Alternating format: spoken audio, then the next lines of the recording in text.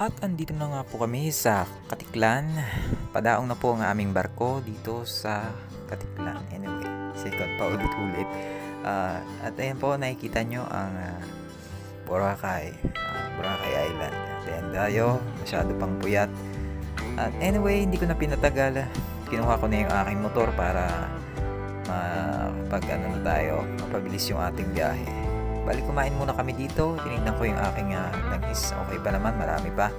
Kumain muna kami at dumiretso na kami sa rides papunta ng Dumangas. At binabagtas na po namin itong Katiklan Road.